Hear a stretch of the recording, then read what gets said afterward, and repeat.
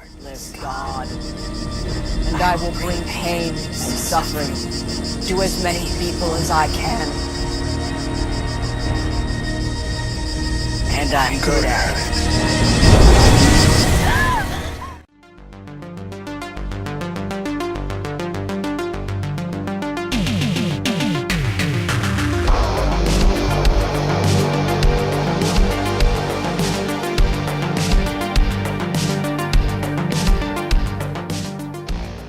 We are talking The Devil's Tree, Rooted Evil. This one directed by Chris Alonso and Joshua Lewis, who also wrote this movie. And this is actually inspired by apparent real events. Now, whenever you hear that saying, you think, is there going to be some kind of random event that has been completely kind of like rewritten to look nothing like it, and it's just kind of like a thing to put in the box to say inspired by true events.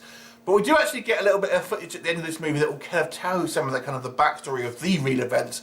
And there are actually, there appears to be some kind of correlation here. So it's actually far more based on these reported events than I was initially anticipating. So what is the story about? It focuses on a journalist student called Sammy, or Samantha. And she basically is looking for a subject for her thesis. So she sees an article in this paper about this Devil's Tree that has apparently had this dark history. There's been a number of deaths associated and around this particular tree. So she grabs her male friend, boyfriend, not really sure what the relationship is with those two. But anyway, they just decide they're going to go and investigate. And once they're there, there's strange things starts to happen. So they decide to kind of try and maybe, cast a net further, interviewing people who have had some kind of interaction with it, and that all leads to dire consequences. And eventually we get this kind of like this team of supernatural investigators, and you have to watch the movie to find out to see what happens. So let's discuss Devil's Tree, Rooted Evil. Let's take it all for the negatives first of all. I will say this, when the movie starts off, I feel it's quite a little bit of a weak start. I feel when we first start to watch this movie, it feels like it has a particularly low production value, although that will change throughout the movie, so just bear with it. But when it starts off, I don't think it starts off in a particularly sort of strong way. Just the way that the movie is made, and the kind of the feeling of the camera placement, the audio, the acting, all doesn't sound particularly great. So it kind of it starts off thinking, this is going to be a bit of a slog to sit through, but I would say it does improve after maybe sort of 10 minutes or so. But the acting, to be honest with you, is kind of, although not terrible, it's never really going to blow you away. I feel that the actors here feel like actors playing parts rather than the real people, if that makes sense. So you never really feel like these are the real characters. You feel like you are watching actors playing these parts. They never really completely go into the role, if that makes sense. But no, this is a relatively low budget film, and I'm assuming these actors don't have a huge list of credits maybe, so it is just potentially an experience thing. But it's not terrible. It doesn't take you out of the film, but you're just never fully invested because of that.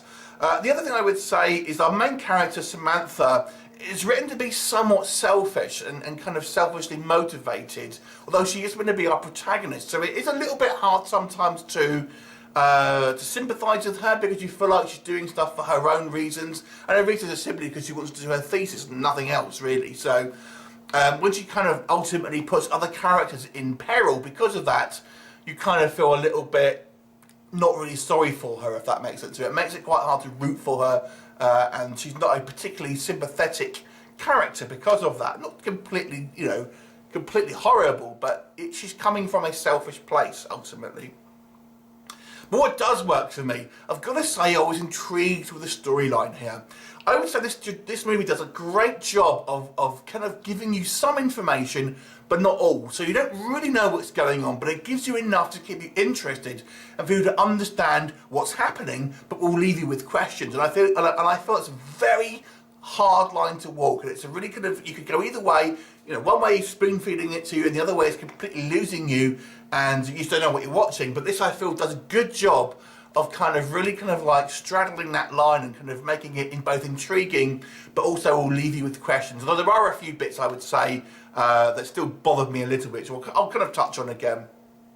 Then when we actually start to see this kind of the supernatural stuff, I feel the filmmakers do a great job of kind of really kind of making this kind of tree very kind of haunting and spooky, especially the scenes in the night. I do get the impression it seems to be just off the road though, in regards to kind of the geography. I don't feel like this tree feels like it's particularly kind of deep in the forest rather than just kind of like maybe next to a road, in which case it does take some of the kind of the spookiness away from it, but there you go. I don't know exactly where it is in comparison to kind of like civilization, but you never really get the feeling it's particularly out of the way. You feel it's more or less just kind of like on a path, which kind of maybe takes away some of the kind of the spookiness factor of it. I was surprised how gory this film is.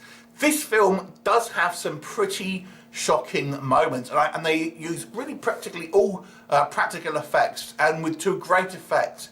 There was a fantastic shot where we see a man shoot himself, and he has 2 attempts, and the first attempt blows his jaw off, and it's all there for all to see.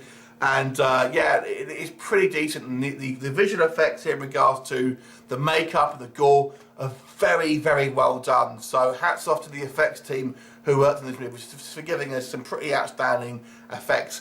I feel the music does a good job as well. I feel it's very well scored and kind of gives you this kind of like this really, you know, not overpowering, but it complements the film well and kind of creeps you along in a good fashion.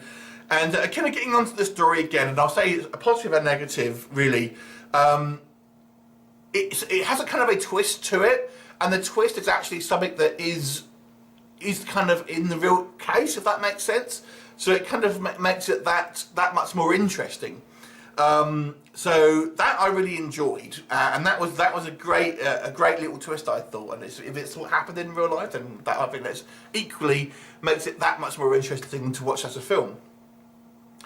And we do see a variety of different kind of things happen. There's a really great sequence where we have this kind of group of paranormal investigators go towards the tree overnight towards the end of the movie, and there's some stuff that happens there, and I thought that was a fantastic scene. I mean, we never really see loads of kind of supernatural stuff happening on screen, but I feel it does a good enough job, and especially with the kind of like, we have a number of flashbacks that will show you Satanists, serial killers, so you get a good variety of things that are kind of happening there.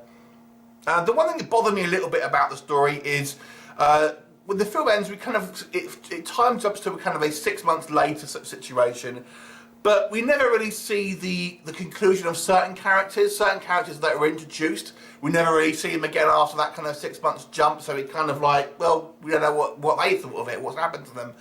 And also there's a question of someone, there's a death in the movie, and I think, okay, well, you know, where are the police in this? What's actually happened in there? That's kind of just ignored. And this is just something that I see in a lot of horror films where someone dies and it's the result of something supernatural. But because it's the supernatural, the film just kind of skips over it.